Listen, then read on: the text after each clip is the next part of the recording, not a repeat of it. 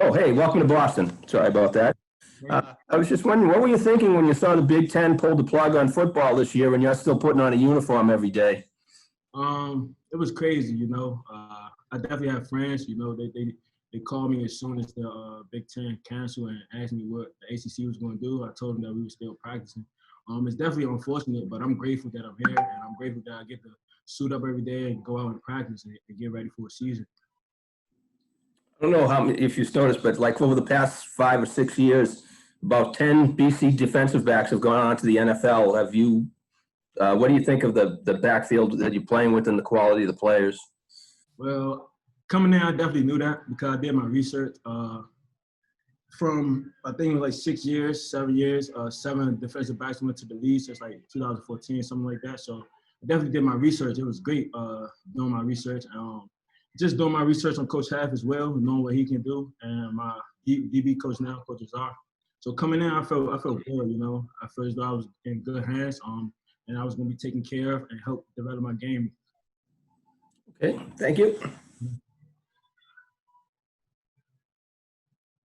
We'll go next to Andy. Hey, Deon, I know Coach Azar was the one that actually recruited you back in Maryland. How has that relationship developed as now you're at BC with him? So what's that been like over the past few years? It's kind of like I'm following him. But I knew Coach Azar since I was about 7th, 8th grade. He's been taking care of me since I first met him. He was one of the reasons why I stayed home and went to Maryland, and he's definitely one of the reasons why I came here as well. I love Coach Azar. I go to war with Coach Azar any day, and I feel as though he always looking out for me, put me in the best position that I can be in. We'll go next to Dan. Hey, how are you? How you doing? Good, thanks. You've had when you make the decision to transfer, and obviously you had that relationship with Coach Azar too, and the history of BC's defensive backs. But what was it about the university itself that drew you? Were there any other schools that you had to choose BC over during that whole transfer process?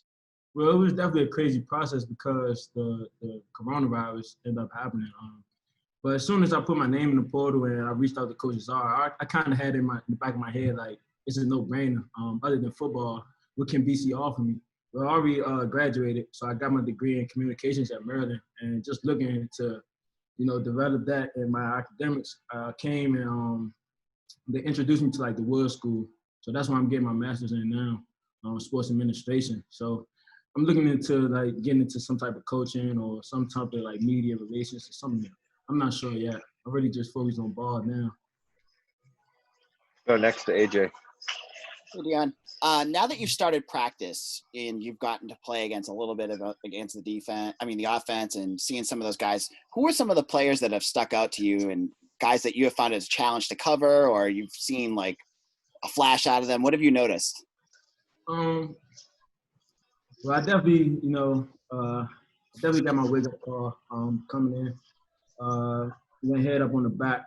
It was pretty good. So our backfield is pretty good. I'm talking about from the first back, the second back, and the third back. As far as like covering, the tight ends are definitely a good group. They're a great group. And receiving core, I feel as though like our receivers, they doing well all across the board. I can't name just one. But I feel as though they definitely all across the board, they definitely good receivers. Thank you. We'll go back to Dan. Deon, you're from the DC area, right? In Maryland. Yes, sir.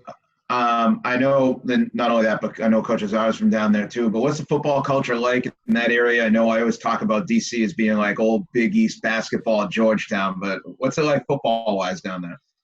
Football is great. I feel as though for us to have the DC, Maryland, Virginia to be so small, I feel as though our football players produce well coming out of the DMV. Just doing like a couple from the previous class last year and the year before. We had Chase Young, one of the highest grades that came off the board. He got picked first round. Then you had Dwayne Haskins the year previous, and then you still have like Terrell Lewis. You have P. Mark. It's countless names that came out that area. Anthony McFarland. So. I feel as though like we're good, like we're a powerhouse. Like a lot of people don't put a lot of respect on our name, but it's definitely there. We'll go back to Andy. Yeah, and Brandon said the other day that, Jeff Hafley has already thrown some things at him that he hadn't seen before in his first 3 years at BC, some technique, just some footwork things, playing a defensive back position. Have you seen the same, some concepts or technique that you've learned just from coming here in the past few months? Yeah, definitely. Coach Have did a tremendous job just changing my view of the game. I'm still not where I want to be. I'm still learning. Every day, I'm trying to get better than I did the day before. But as far as like just playing football and the game slowing down, he definitely helped me get to where I want to be. Just having a vision, just being the quarterback of the defense. Like I said, I'm not where I want to be, but he's definitely helped me get there. All right, Deon, I think that's going to wrap it up for our questions today. Thank you very much. Thank you.